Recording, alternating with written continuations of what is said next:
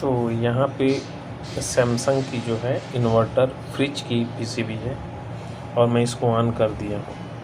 और यहाँ पे मैं ये मोटर इस्तेमाल किया हूँ। और ये मोटर कैसे मैंने इस्तेमाल किया है तो आपको मालूम होगा कि उसके अंदर भी आईपीएम होता है।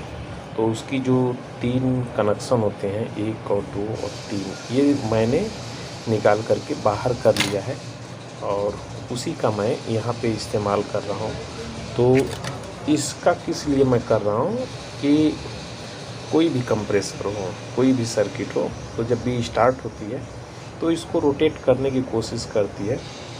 तो कभी कभी अगर जो कम पावर की रहेगी या कम फीडबैक लेना रहेगा या इंडक्टेंस लगभग मिलता जुलता रहेगा तो ये पीसीबी चलने लगती है और आसानी से इस पर हम चेक भी कर सकते हैं, कंप्रेसर लगाने की ज़रूरत नहीं है। तो सबसे पहले हम इसके बारे में बात कर लेते हैं और मैं इसका जो है बताऊंगा कि कहाँ पे कौन सा वोल्टेज कैसे रहता है, तो उसी के विषय में। और इसका कहेंगे तो इसका भी बता दूंगा कि कैसे खोल करके किया था, लेकिन कुछ है नहीं इसके अंदर, तो सिंपल सा है, वैसे आप भी कर सकते हैं, बहुत बड़ी बात नहीं है इसके अंदर। तो यहाँ पे आप एरर देखिए, तो गिनती करते हैं इसकी और देखिए कितना बार हो रहा है। अब देखिए 1 2 3 4 5, 1 2 3, 1 2, बीच में 2 हो करके फिर वापस 5 हो रहा है। तो 2 बार 5 है और 1 बार 2 है, तो या 255 कहिए या 55 कहिए, वो आप जैसे समझिए, उससे मतलब नहीं है। तो चलिए मैं इसका वोल्टेज बताता हूँ कैसे, कहाँ पे क्या है, तो आपके समझ में आ जाएगा बराबर।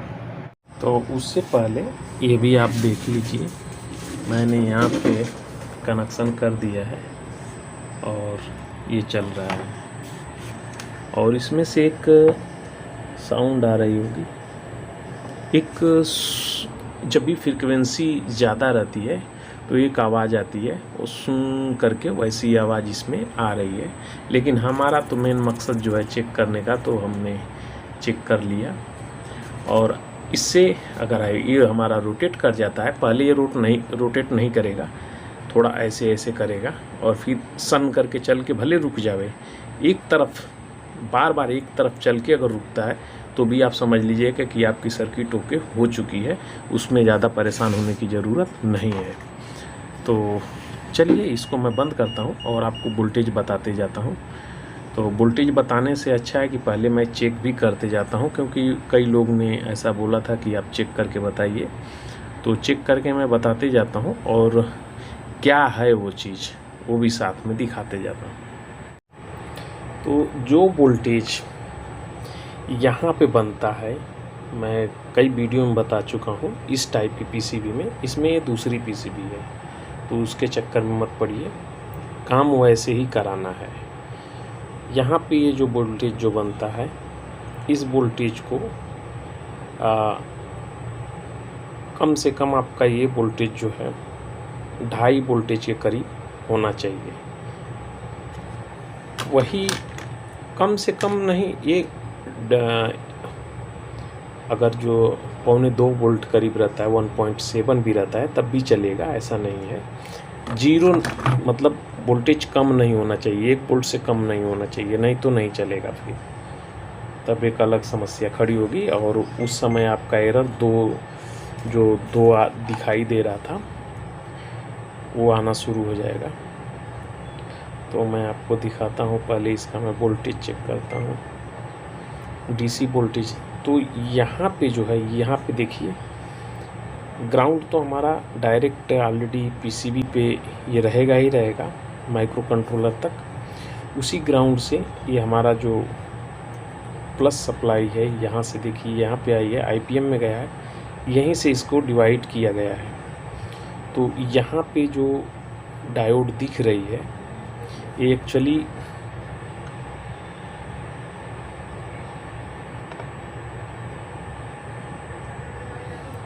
यहाँ पे जो दिख रही है ये जीनर है, 5 वोल्ट की ये जीनर डायोड लगी है तो इसलिए लगी है कि अगर कभी ओपन भी हो जाता है ये आगे का तो 5 वोल्ट तक ही रहेगा, ऐसा ना हो क्या चीज़ ओपन हो जाएगा वो भी मैं बताता हूँ। तो इसको बंद करना पड़ेगा, उससे पहले वोल्टेज चेक कर लेते हैं, क्योंकि हाथ में लूँगा तो करंट, तो यहाँ पे देखिए 2.5 वोल्ट है, ठीक है।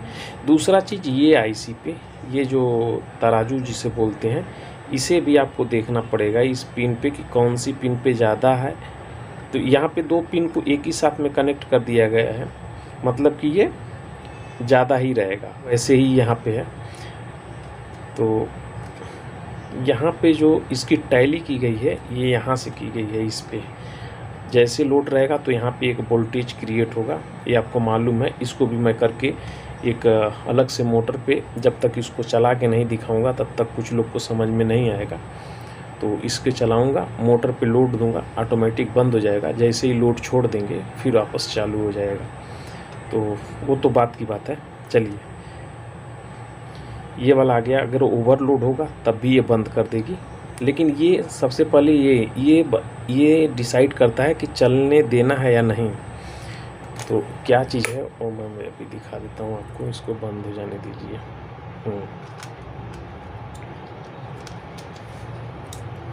इसमें यदि ये वोल्टेज यहाँ पे अगर कम हो जाता है, 0 हो जाता है, ये तो 5 वोल्ट मैक्सिमम 5 वोल्ट ही रहेगा। अगर 5 वोल्ट से ऊपर होता है तो ये जीनर ओपन हो जाएगी, यानी ओपन रहेगी तो ही होगा। दूसरा चीज़ क्या है, ये 5 वोल्ट की जीनर है तो 5 वोल्ट से ऊपर जाने नहीं देगी, कम ही रहेगा। यहाँ पे इसी वोल्टेज को आगे बढ़ा करके यहाँ पे देखेंगे तो यहाँ पे पुल डाउन, यानी ग्राउंड के साथ में यहाँ पे डाउन कर दिया गया है। तो डाउन करने का मतलब कि यहाँ पे वोल्टेज कम हो गया, लेकिन वोल्टेज फिर भी है वही वोल्टेज, यहाँ पे 2.5 वोल्ट है इसकी हिसाब से। ये जो रेजिस्टेंस लगे हैं इसी के, ये भी तो आएगा उसी में। अगर इसको भी देखेंगे तो ग्राउंड के साथ हो गया, इधर पॉजिटिव है, तो इस वोल्टेज के हिसाब से यहाँ पे जो वोल्टेज बनेगा वो 2.5 वोल्ट ही है। यहाँ पे एक पीएफ लगा है, अगर ये पीएफ शॉर्ट हो जाता है, रेजिस्टेंस कितने की लगी है देखेंगे तो 300 के की रेजिस्टेंस लगी है, वो भी 1 2 3 रेजिस्टेंस यहाँ पे हो गई, एक रेजिस्टेंस यहाँ पे है। अगर ये ओपन हो जाएगी तो 5 वोल्ट से ऊपर होगा नहीं, माइक्रो कंट्रोलर आपका सेफ बचा रहेगा।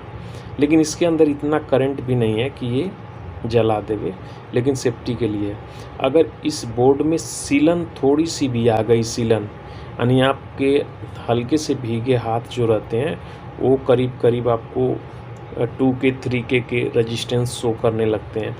जैसे हम इसको पकड़ते हैं तो आपको मैं दिखाते चलता हूँ, जिनको समझ में आता होगा उनके लिए तो बहुत बकवास की वीडियो हो जाएगी, जिन्हें नहीं मालूम है उनके लिए थोड़ी सी। तो देखिए मैं अभी हाथ से ऐसे पकड़ रहा हूँ तो यहाँ पे रेजिस्टेंस K में बननी शुरू हो गई है। अब देखिए तो इतनी रेजिस्टेंस तो यहाँ पे बन गई। तो जितना भीगा रहेगा, अगर सीलन है, मॉइस्चराइज है, तो उससे सीलन बढ़ जाएगी। तो ये अगर यहाँ पे वोल्टेज नहीं आता है ना, तो एक बार आपका काम क्या रहेगा, ये जो रेजिस्टेंस लगी है इसको भी एक बार ओपन करिए और चेक कर लीजिए, इसे भी ओपन करिए, चेक कर लीजिए। ओपन चेक करने का मतलब इसलिए है कि इसके अंदर जो ग्लू लगाते हैं, ग्लू लगा करके अगर वो मॉइस्चराइज हो जाता है तब भी वो रेजिस्टेंस इतना क्रिएट कर देता है कि जिससे ये वोल्टेज आपका ड्रॉप हो जाएगा। मैं बहुत से सर्किटों में देखा हूँ, इसके लिए बोल रहा हूँ।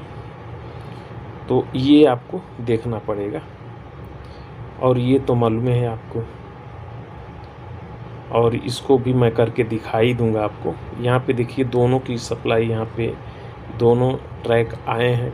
एक ट्रैक डायरेक्ट जो है ग्राउंड से ही टच हो गया, और उसी से यहाँ पे डिवाइडर बना लिया गया, जो है ये डिवाइडर इस वाले पिन पे आ गया है, ये वाले पे।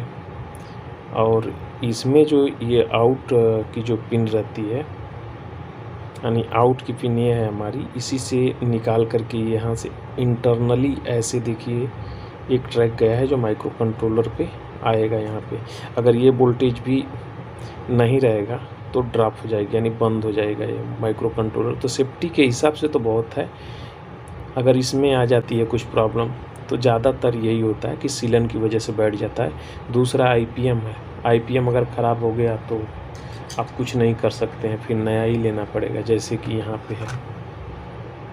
तो ये आईपीएम ख़राब हो जाने की वजह से हमारा किसी भी बनने का चांस ना के बराबर हो जाता है, लेकिन बाकी चीज़ तो हमारा इस्तेमाल होता है। अगर जो हम मैकेनिक हैं तो हमारे काम आएगा ही आएगा। और इसकी भी बात कर लेते हैं, तो देख लीजिए, नहीं तो आपको बोलेंगे कि कौन सी मोटर है, क्या है, बहुत से लोग कमेंट करेंगे।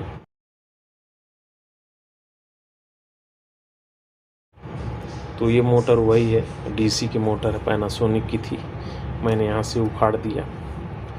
और इसके जो 3 वायर हैं यही मैंने डायरेक्ट यहाँ पे कनेक्ट कर दिया हूँ।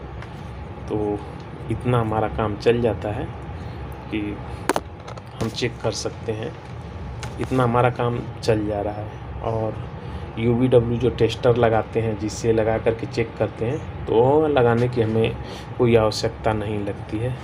और उससे चेक भी क्या करेंगे, फेल रहेगा तब भी हमको वही काम करना है। तो करना क्या है, इसकी जो पल्स जाती है, ये पल्स बराबर होनी चाहिए। अगर ये शॉर्टेज होती है, इसमें से कोई भी अगर जो शॉर्ट हो जाती है, ड्रॉप करेगी, सिग्नल नहीं पहुंचेगा, तो मोटर में थरथराहट आ सकती है।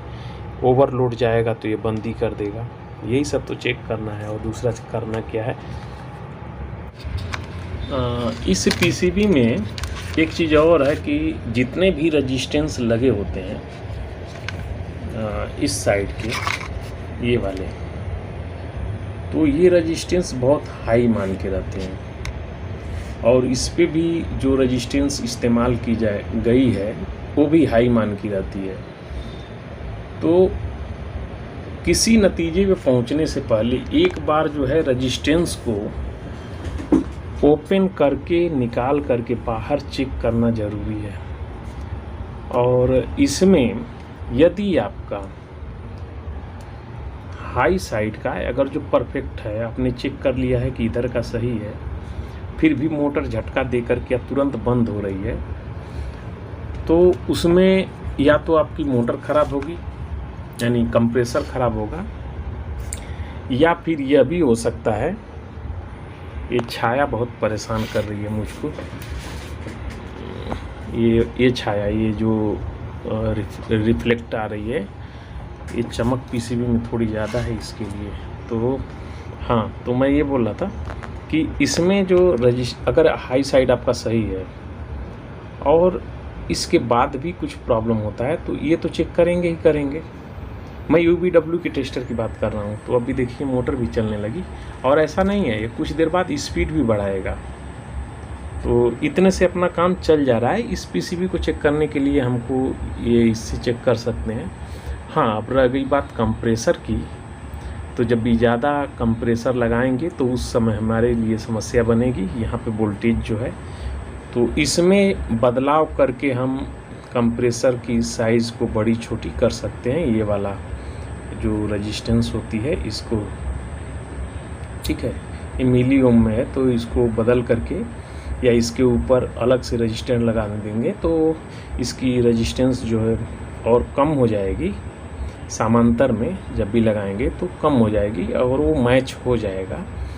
तो मैचिंग का अलग मैं बताऊंगा किसी वीडियो में, क्योंकि उसको अलग से ही करना पड़ेगा। इसी के साथ में मैच जब कर लेंगे इस आईसी से, क्योंकि यही तो बताने वाला है, इस पे जो वोल्टेज बनेगा यही बताएगा ना माइक्रो कंट्रोलर को। तो जो बताने वाला है उसी चीज़ को हम अगर जो अलग कर देते हैं तो हम इसको नहीं रखेंगे, हम आईपीएम से नहीं चेक करेंगे तो भी हमारा काम चल जाएगा। जब हम इसके बारे में और इसके बारे में अच्छे से समझ जाएंगे तो किसी वीडियो में इससे और इससे रिलेटिव जल्द ही वीडियो आपको मिल जाएगी। दूसरा चीज़, अगर झटका खा के, तो ये रेजिस्टेंस आपको चेक करना अति आवश्यक है। यानी यहाँ तक ये 3 रेजिस्टेंस है, इस चेक करना है। इसमें से अगर कोई ओपन हो जाएगा तो वही प्रक्रिया आएगी जैसे UVW में से कोई एक फेल है, हाई लो में से कोई रेजिस्टेंस ओपन है, तो वही कंडीशन यहाँ पे भी बनेगी, क्योंकि ये फीडबैक जाता है माइक्रो कंट्रोलर को। नहीं मिलेगा तब भी ये डिसाइड नहीं कर पाएगी कि हम किस पे सिग्नल दिया है और किस पे देना है। तो ऐसा है। तो चलिए नेक्स्ट वीडियो में फिर मिलते हैं, तब तक के लिए नमस्कार।